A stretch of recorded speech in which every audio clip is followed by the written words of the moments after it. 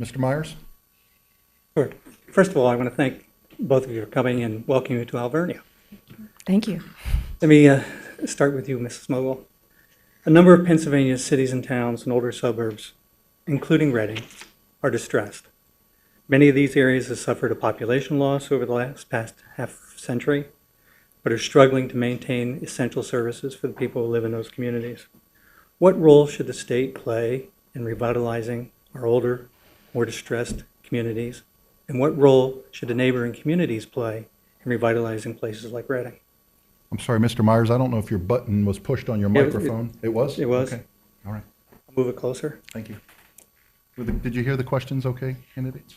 Pretty much, yeah. I think one of the things that we need to do to help revitalize our county and our state is lowering the corporate tax.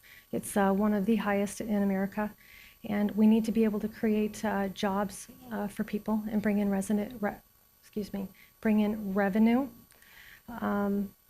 Can you repeat the second half of the question, please? What role should the state play in revitalizing our older cities? And what role should the neighboring communities play in revitalizing places like Reading? Act 47 is in Reading, and I know that they are working on trying to get things settled in there with the problem with finances.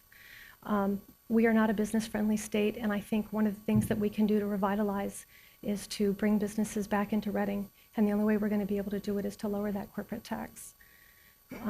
If we can get people to have low-interest loans with businesses and bring them in, there's a lot of red tape that goes along with that. So I think we need to be more business-friendly and open-armed to that so that we can get the economy to grow and get things moving forward. Your response, Senator? I would agree that economic development is key in revitalizing our third-class cities, which Reading is very similar to Lancaster, is similar to York and Allentown and many others. This is a statewide problem. But I think there's other things that we can do, that we can incentivize communities, one, to work together. We ought to think more regionally about those ring communities around the city working together and sharing services. They're doing that in some communities, like, for example, in Pittsburgh, in Wilkinsburg, they're sharing trash collection. Something as simple as that. Right here in Reading, where Kenhorst is contracting with the city of Reading for police services and paying for them. Those are the kinds of things that we ought to incentivize. We have an early intervention program in the state, which gives communities the opportunity to learn if they're heading down the wrong road on as far as spending goes and delivery of services. And that's a precursor to Act 47. To me, Act 47 is a last resort, and it's legislation that needs to be fixed.